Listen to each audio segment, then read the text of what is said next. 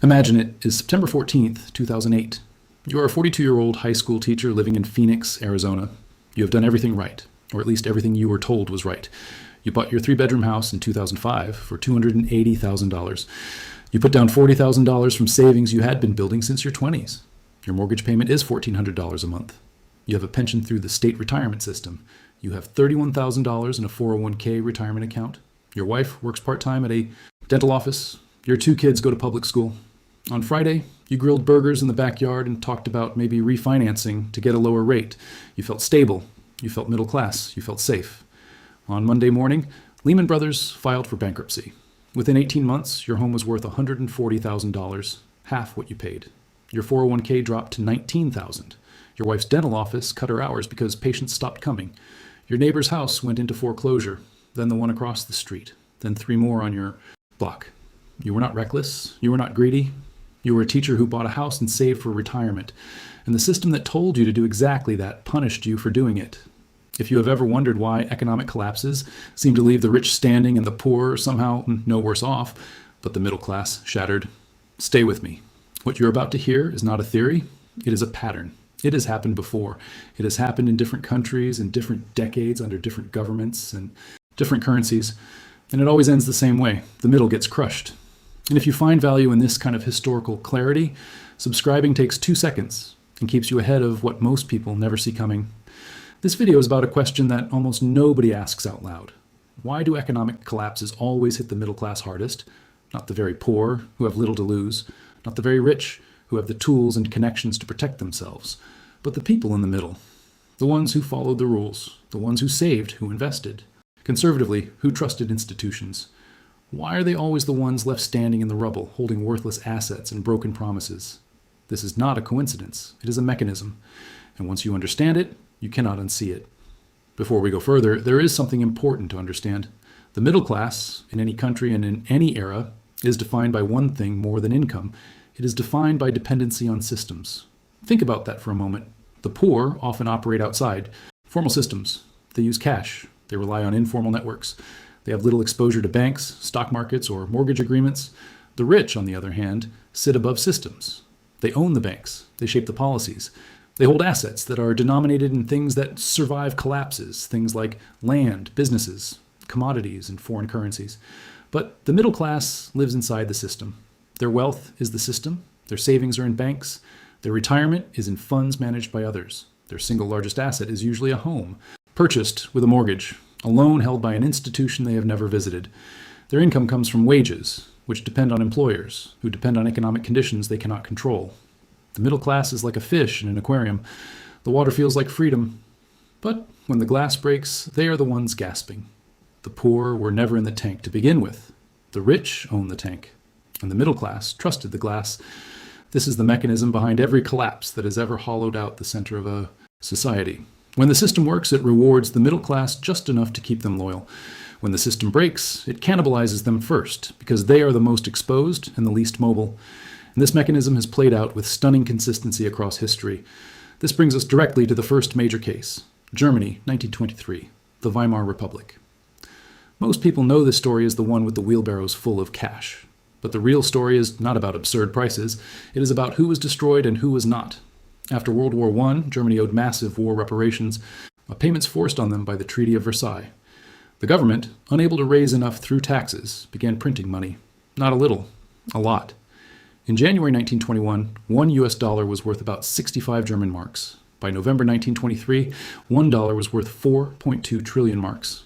That is not a typo, trillion. Prices doubled every few days.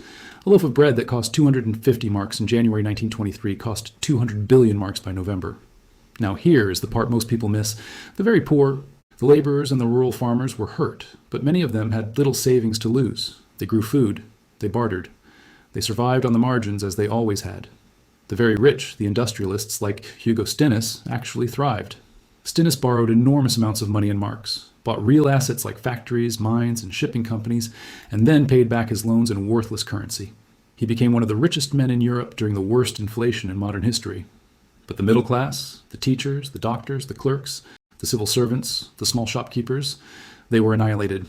Their savings accounts, which they had built over decades, became worth less than the paper the bank statements were printed on. A retired professor who had saved 50,000 marks over a lifetime of careful work found that his entire savings could not buy a single newspaper.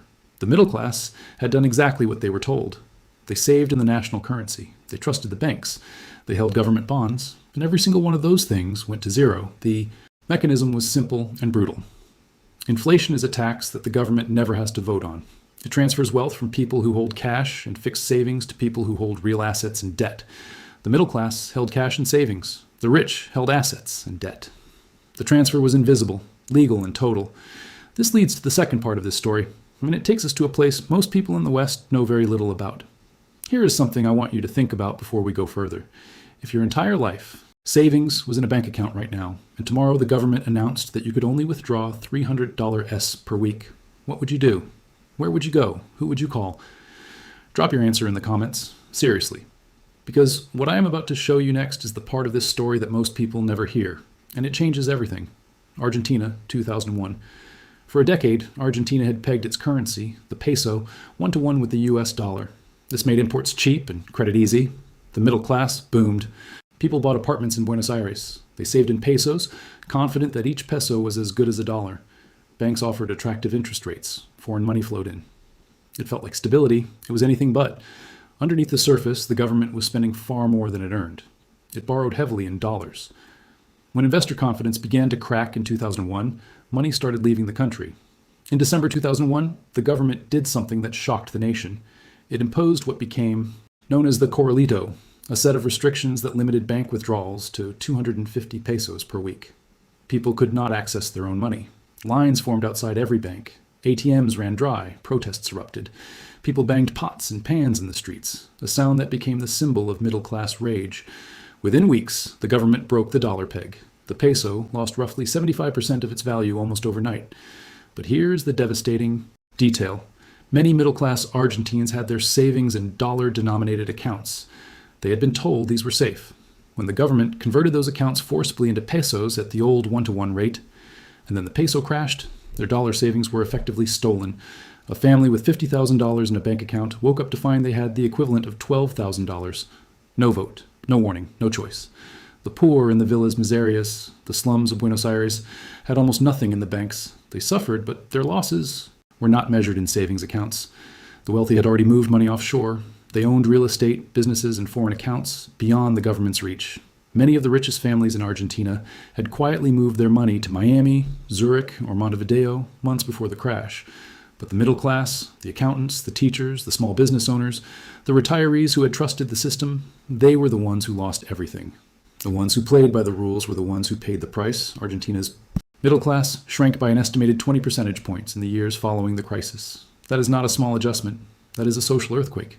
Entire neighborhoods changed. Shops closed, schools emptied. The middle, the buffer that held Argentine society together, collapsed inward like a building with its foundation removed. Now here's where it gets interesting. Because this same pattern did not just show up in unstable economies. It showed up in Europe in the 21st century, in a country that used the euro. Greece, 2010 to 2015. Greece entered the European Union and adopted the euro in 2001. For nearly a decade, cheap credit flowed in. Banks lent freely. The government hired aggressively. Public wages rose. The middle class expanded. People bought homes, cars, took vacations. Greece felt like it had arrived. But the government was running enormous deficits, spending far more than it collected in taxes and masking the true numbers. When the global financial crisis hit, in 2008, the mask slipped. By 2010, Greece's debt-to-GDP ratio, meaning the total amount the country owed compared to the total value of everything the country produced in a year, was over 125% and climbing fast. International lenders stepped in with bailout loans, but they came with conditions, harsh conditions. Austerity, which means deep cuts to government spending, was imposed. Public wages were slashed by up to 30%. Pensions were cut repeatedly, in some cases by 40%.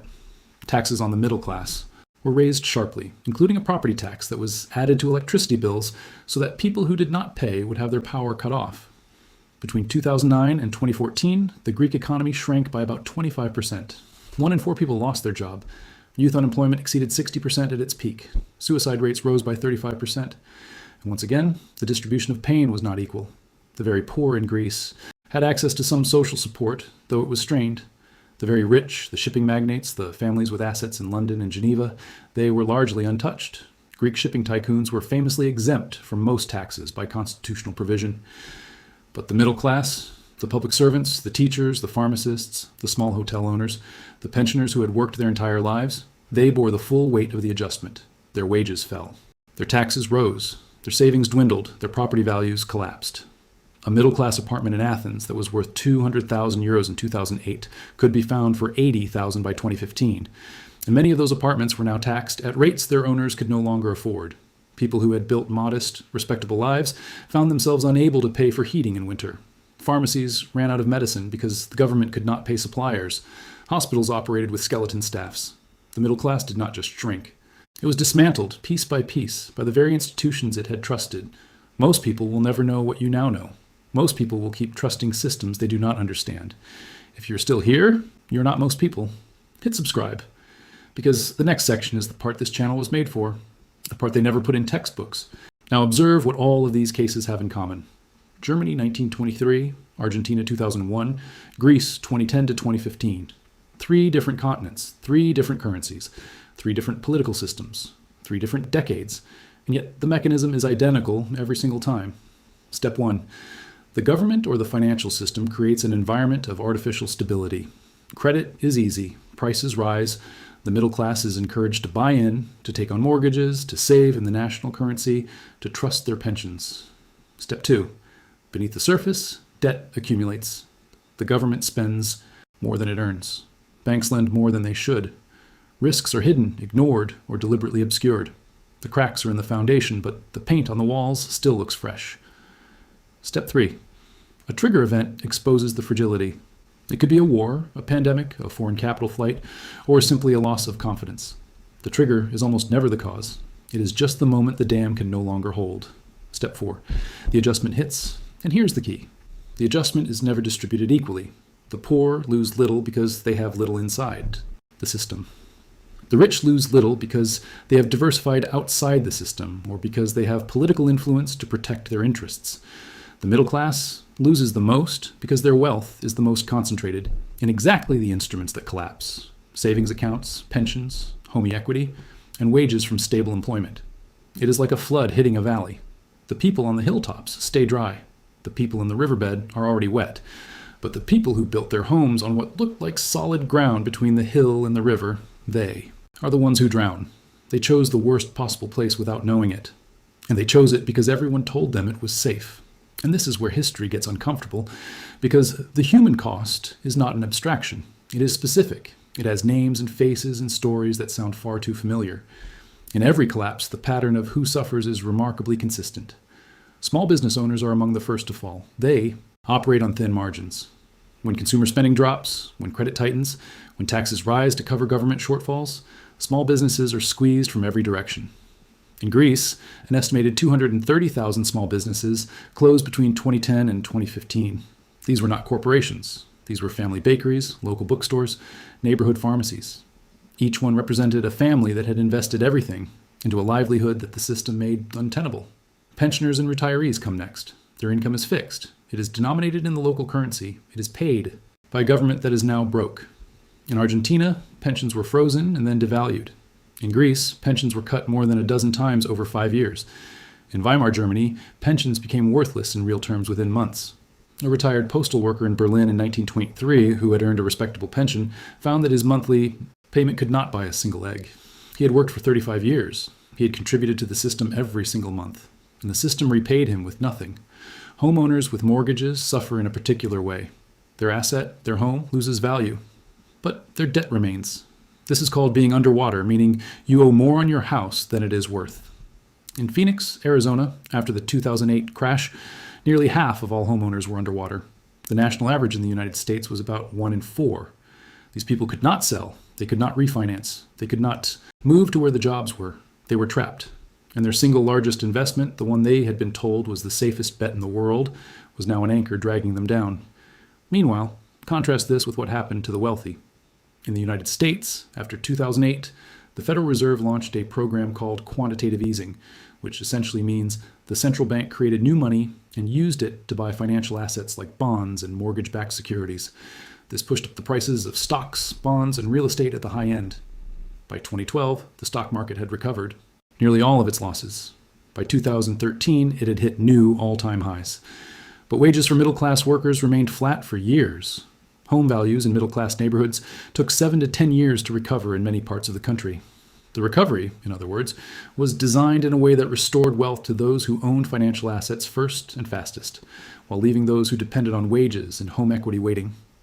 Between 2009 and 2019, the top 10% of American households captured over 70% of the total wealth gains in the country. The bottom 50% saw almost no change. The middle was left in a slow, quiet erosion that never made the front page because it did not look like a crisis. It just looked like life getting harder year by year, with no clear villain and no clear end. The question is not whether this pattern will repeat. History has already answered that. The only question is whether you will see it before it sees you. If this channel helps you think differently about the world you live in, subscribe. It costs nothing, and it might change everything. Now let us look at what the survivors did, not the ones who got lucky, the ones who made it through these collapses with their lives and their families intact. This is not financial advice. This is a historical observation. But the patterns are striking, and they repeat across every case study we have examined. The first characteristic shared by those who survived was diversification of assets, away from a single system. In Argentina, the families who had moved even a small portion of their savings into physical dollars, foreign bank accounts, or tangible assets like land or gold before the crisis were far better positioned than those who had kept everything in peso-denominated bank accounts. This was not speculation. It was a hedge against institutional failure. In Germany in 1923, those who held foreign currencies, particularly dollars or Swiss francs, or who owned physical goods, farmland, or small businesses that dealt in barter, retained purchasing power while paper mark holders were wiped out. In Greece, those who had property or accounts outside the country, even modest ones, had an escape valve that the purely domestic saver did not. The second characteristic was low debt or no debt. In every collapse, debt becomes a trap. When currencies are devalued, wages fall, or deflation hits, meaning prices and wages drop, debt stays the same or becomes harder to service. In the United States, after 2008, the households that weathered the storm best were those with little or no mortgage debt and no consumer debt. They had flexibility. They could downsize. They could move. They could wait out the downturn without the pressure of monthly payments they could no longer afford. The third characteristic was what you might call economic literacy, a basic understanding of how money, debt, and government finance actually work. The people who saw the warning signs in Argentina were not fortune tellers. They were people who understood that a currency peg maintained by borrowing was unsustainable. The people who protected themselves in Weimar Germany were not financial geniuses. They were people who noticed that the government was printing money at a rate that could not possibly end well. This is not about being an expert. It is about paying attention to the foundation while everyone else is admiring the wallpaper. The historical record shows that those who came through these periods largely shared these three characteristics. They did not trust any single institution completely. They kept their debts small, and they educated themselves about the systems they depended on, not to predict the future, but to recognize when the ground beneath them was starting to shift. This brings us to the present. And I want to be clear, this is not a prediction. This channel does not make predictions, but it is impossible to study these historical cases and not notice certain rhymes. In the United States today, household debt stands at over $17 trillion. National debt has surpassed $34 trillion. The Federal Reserve balance sheet expanded by trillions over the past 15 years. Home prices in many cities are at levels that would have been unthinkable 2 decades ago. The middle class is more dependent than ever on 2 income streams to maintain its standard of living. Retirement savings are concentrated in stock market instruments that have become deeply intertwined with central bank policy. None of this means a collapse is coming tomorrow, but all of it means that the middle class is more exposed to systemic risk than at any point in recent memory. The aquarium glass is thinner than it looks, and the fish have been told not to worry about cracks. Let us return to Phoenix. Let us return to that 42-year-old teacher. By 2011, his house was worth $140,000. He still owed $230,000 on his mortgage. His 401k had partially recovered, but was still below where it had been. His wife had lost her part. Time job entirely when the dental office closed. He took on a second job, tutoring in the evenings. His kids noticed. They noticed the arguments about money. They noticed the vacations that stopped. They noticed their parents checking the mail with a kind of dread they had never seen before. He did not lose his job. He did not go bankrupt. He did not end up on the street. By the official metrics, he was fine, but he was not fine. He was a man who had done everything right and been punished for it by a system that was never designed to protect him. It was designed to use him. His savings funded the banks. His mortgage payments funded the lenders. His tax dollars funded the bailouts. And when the system broke, he absorbed the loss, while the architects of the failure were made whole. He represents millions, not just in America, in Argentina, in Greece, in Germany, in every country where the middle class was told to trust, to save, to buy, to follow the rules. The rules were not wrong, but they were incomplete. They left out the most important lesson of all, the one that history teaches over and over again. Systems are not built to protect you. They are built to function. And when functioning requires sacrifice, the system will always sacrifice the people who are most embedded in it and least able to escape. That is not a conspiracy. It is a structure. It is the architecture of how economies absorb shocks. And the middle class is the shock absorber. This is historical and educational analysis. It is not financial advice. Every individual situation is different. Please consult a qualified professional before making any financial decision. This video is not for everyone. Most people will dismiss it. But if one person in your life needs to hear this, share it with them. Not because it will change the world, because it might change their world. Subscribe for more, and I will see you in the next one.